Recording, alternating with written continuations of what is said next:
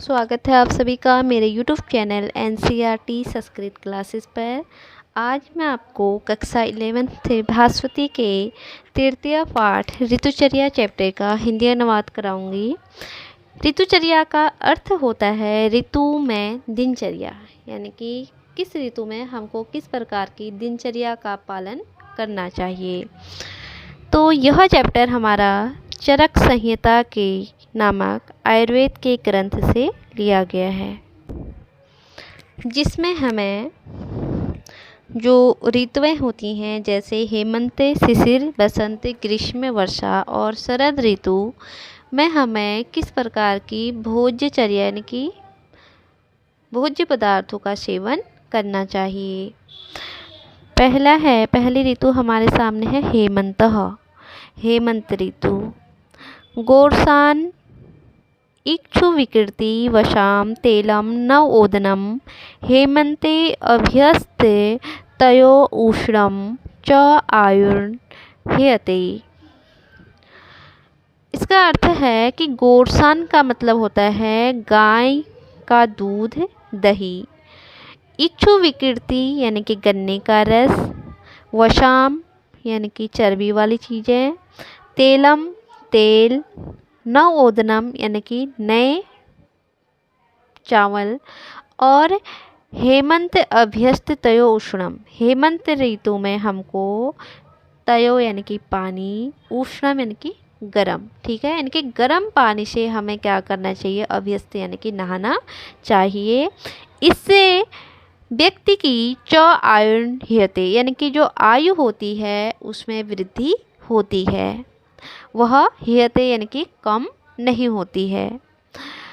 वर्जेत अन्नपानानि वातलानि लघुनि च पर्वातम परमिता आहार उदमंथनम हिमाग्मे, यानी कि हिम के आगमन पर वर्जित अन्नपानानि, हमें इन अन्नपानानि यानी कि ऐसे खान पान का क्या कर देना चाहिए, वर्जित कर देना चाहिए।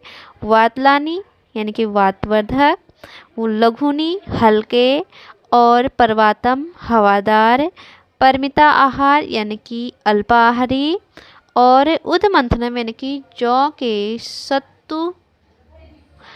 के आटे से बना हुआ सत्तू का हमें सेवन नहीं करना चाहिए। इसके बाद आता है शिशिर ऋतु।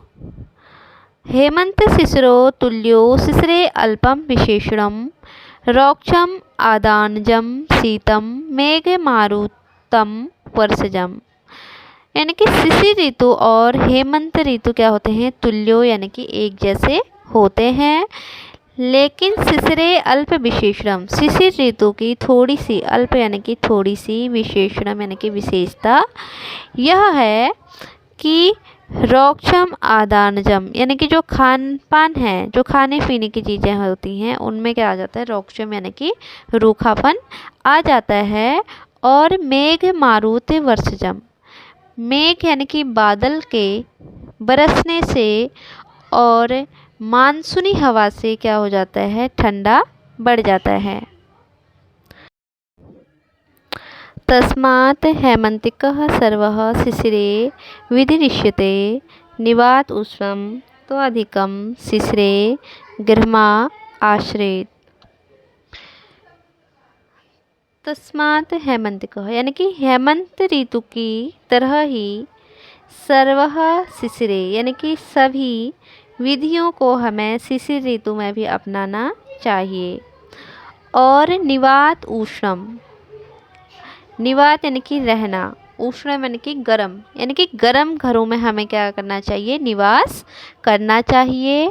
तो अधिकम शिशिरे गृहमा आश्रित, यानी कि जहाँ पर हवा का क्या हो, आवागमन कम हो, हमें ऐसे घरों में रहना चाहिए। कटु तिक्ते काषायणी वातलानि लघुनि च वर्जेत अन्नपानानि शिशिरे शीतलानि च। कटु यानी कि कड़वा, तिक्त तीखा, काषायणी यानी कि कसैला, वातलान यानी कि वातवर्धक, लघुनी हल्के, और वर्जित अन्नपानानि ऐसे भोज्य पदार्थों का हमें शिशिर ऋतु में क्या करना चाहिए? वर्जित यानी कि त्याग करना चाहिए। शिशिरे शीतलानि च, क्योंकि शिशिर ऋतु में क्या होता है? ठंडा होता है, इसीलिए हमें ऐसे भोज्य पदार्थों का सेवन नहीं करना चाहिए। इसके बाद आता है बसंत ऋतु।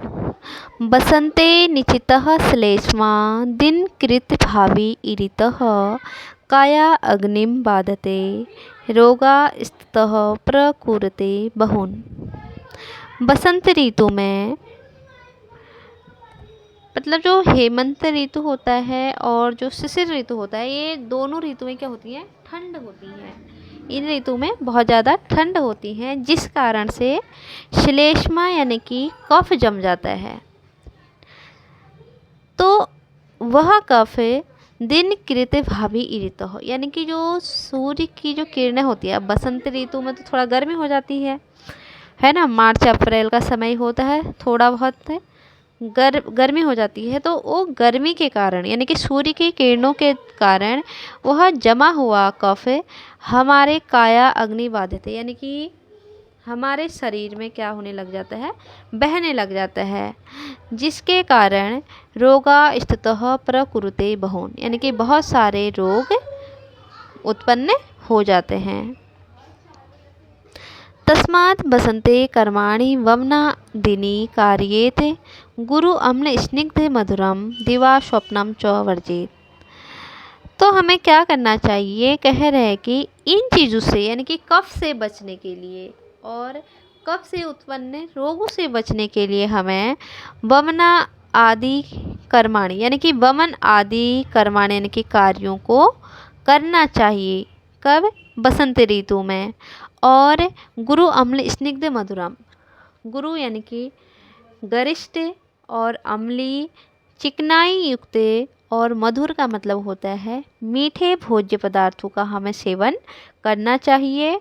और दिवा स्वप्नम च वर्जित, यानी कि दिवा स्वप्नम का मतलब होता है दिन में सोना हमें क्या करना चाहिए? त्याग देना चाहिए, यानी कि दिन में सोने से वर्जित करना चाहिए।